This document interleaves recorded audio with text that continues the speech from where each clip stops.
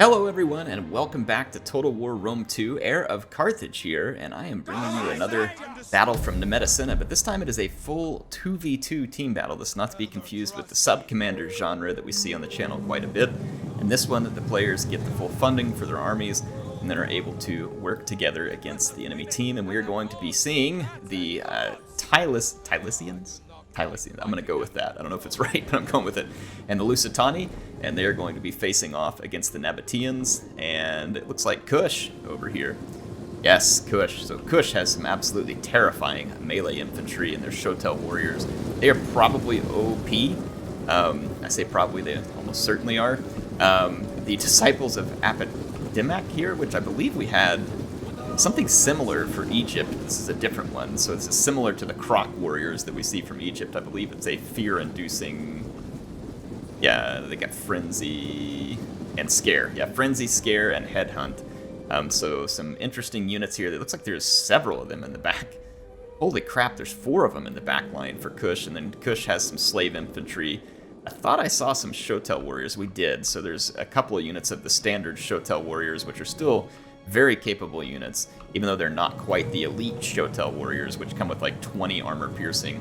Tylis has 4 raiding horsemen out here doing some raiding, and they are finding some success against these armored desert cav. They're going to have to be pushed out by the Kushite slave spearmen. Let's take a look at the two sides' armies for the Lusitani. Now remember, Lusitani are kind of like the wood elves of Rome 2. They are a glass cannon who are pretty good at skirmishing, have very high attack, and pretty solid charge. But they're a little squishy in any kind of prolonged engagement, where there's 3 Balearic slingers up front, supported also with an Iberian slinger. The main infantry line starts with Iberian swords. These are sword units that come with a lot of javelins, but they're a light sword unit. Then we have veteran shield warriors in a second line. These are mid-tier sword infantry that are very capable in terms of attack and charge, not as survivable in a long run, but there's more of them in a back line, as well as a Lusitani noble. So a lot of very capable sword infantry. It's only supported, though, by 2 Scutari cavalry, so those are just medium cavalry. So a little light on cavalry.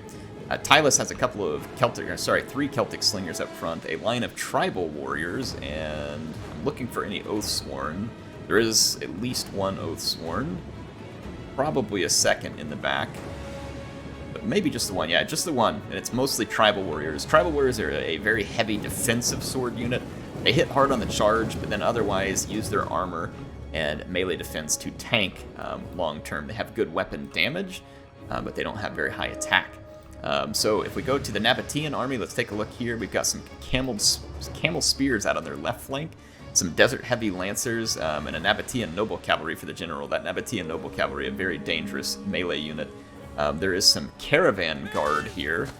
Interesting unit. I'm not familiar with this, and it looks like a fairly cheap spear unit, to be honest. Then we have noble swords up front. These are some decent sword units. Then we got some heavy archers up front, Nabatean heavies. Really cool looking archer unit here. They come with a decent amount of armor at 40. There's more camel spears there and some heavies, and then some Nabatean swordsmen in a second line. And then Kush has slave slingers up front. There's going to be 4 of those. And then the infantry line we mentioned earlier is Shotel warriors and slave infantry in the front line, and then the disciples of Apodimac in the back. And then we've got that royal guard here, another extremely capable melee cavalry, and it's supported by some armored desert cav. Now Tylis is definitely going strong against the Kush right now. They're using their raiding horsemen very well here, very aggressively. They'll have to watch out for that slave infantry. If I remember right, it does come with javelins. I could be confused, though, with the Lusi-Tylis light infantry, though. I'm not 100% sure. Bit of a cavalry engagement over here early between the Lusitani and Nabatea, and this does not bode well for the Lusitani. If they get wrapped up too early with their cavalry here, they need to be pouring support over here. They do have some veteran shield warriors in the vicinity, but that Scutari cavalry is getting chewed up fast. Remember, camels actually scare horses. You can help get them out of a fight faster. And then these Iberian swordsmen, they do have a lot of javelins and are great at dishing some damage to cavalry if they can do it from a distance.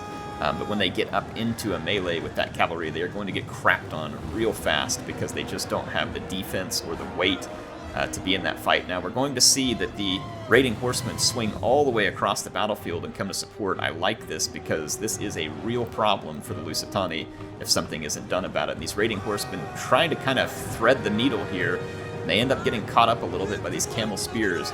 But most of them, it looks like, are going to steer clear of that and make their way into the back lines of Nabatea, and thus pulling their attention away from the success that they were finding against the Lusitani. The Lusitani still have a lot of dangerous melee units, and I would say that the Tylis here has some very dangerous units as well. It would have been, I think, better for Kush to just rely on Shotel warriors and elite Shotel warriors, because these tribal warriors, I think, are going to prove a pretty decent match for a lot of these units. The disciples, I don't know what kind of weapon they carry. It looks like a club, no, maybe a sword of some sort. Let's take a look at the armor piercing. It's not got a ton of armor piercing.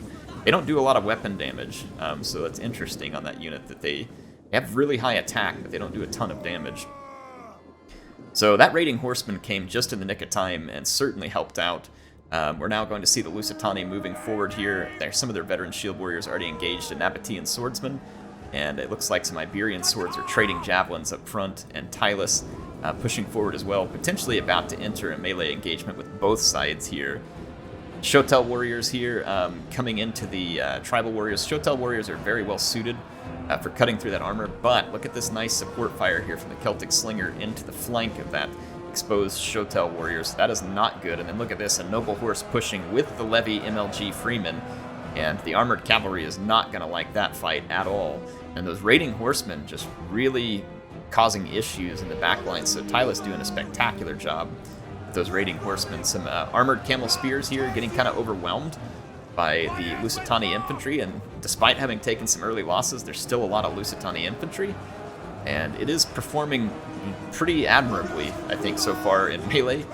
The Nabateans are not getting any kind of push that looks like it's going to find wild success at the moment. They're going to need to start committing quite a bit, but the Lusitani are going to be a difficult fight for them. Now, I did see one unit of tribal warriors go down here. Yeah, that tribal warrior's routing with very few kills. This disciple Apidimnak here, oh my gosh, now they are racking it up. Maybe these guys are better than I thought they were.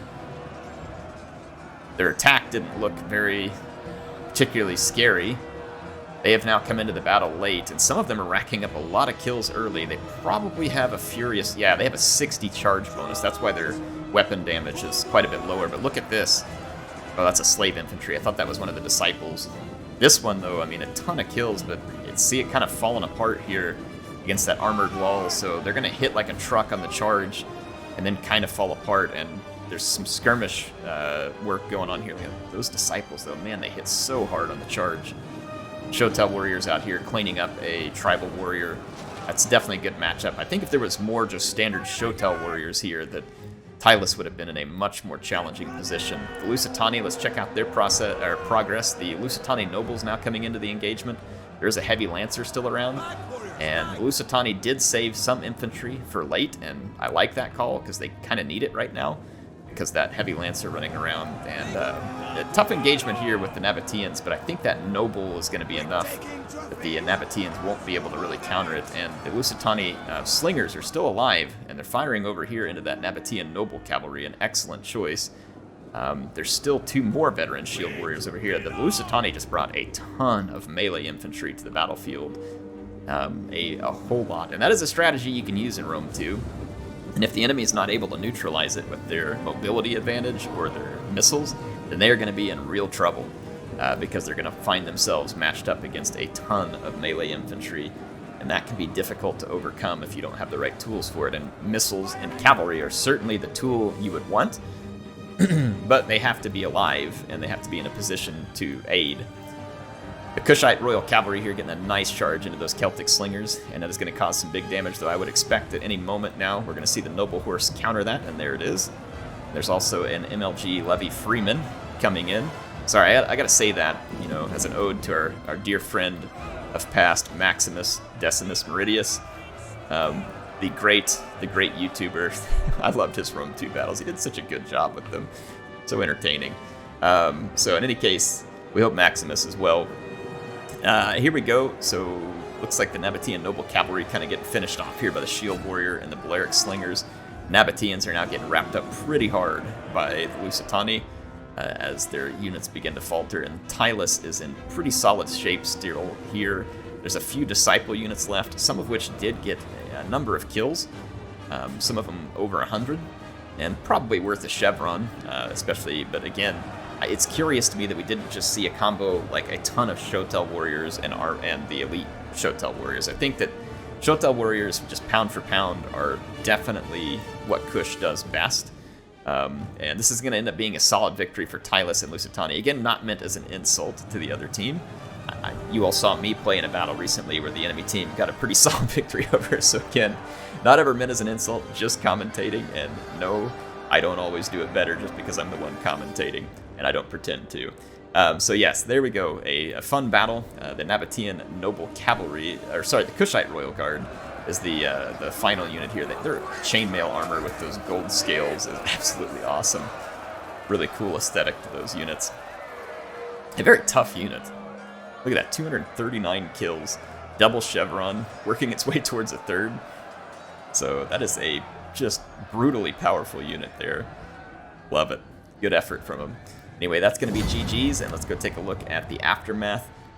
Callie here playing with Hotel Soap, both very good players, and I would assume that Darkle and Kipari are also good players. None of these guys playing in these groups typically are just like complete noobs. Yes, there are new players coming in, but I've noticed that when I was playing battles, most of the players are veterans of it because, you know, they're the ones that love the game enough to stick around this long playing it. So Tylis doing very well with its line of tribal warriors. You know, good work there. I thought the raiding horsemen, though, were probably the real heroes here. That one of them was a Thracian cavalry. I didn't notice that earlier. But probably the real heroes here. Really well done with those. Very effective by Callie. And then the Lusitani build here by Hotel Soap. I liked that as well. Just a ton of swords. This is a lot of javelins here. This is just a tremendous number of javelins off of the Iberian swords, the veteran shield warriors, those Balearic slingers. I mean, it's a risky build in the sense that it doesn't get a lot of defense, but it does come with a ton of damage potential, like just an absolute like crap load of it. The Kush here by Darkle. Let's take a look at some of his units. The Disciples, all of them chevroned, and all of them got a lot of kills. So I wouldn't say those units were useless. And I was saying he should have brought more Shotel warriors, which is interesting because both of those Shotel warriors did not perform as well. So I don't know how much these Disciples cost. That could potentially play a role here. I have just seen that Shotel warriors and the elite ones typically do very good for Kush. Maybe I'm wrong, and I don't know exactly how to call this one. That Kushite Royal Guard cavalry absolutely owning as well, almost picking up 3 chevrons. The Nabateans here, I love their armored camel units, very cool units that they bring into battle. Nabateans have a cool aesthetic to them as well. And we look at those heavy archers, dangerous units. They were starting to get a lot of kills before the Lusitani got in there and helped to silence that. So a fun battle. Hope you all enjoyed this one. I appreciate all the players who participated. HeirofCarthage signing out for now. I'll see you all soon with some more action in Total War Rome 2.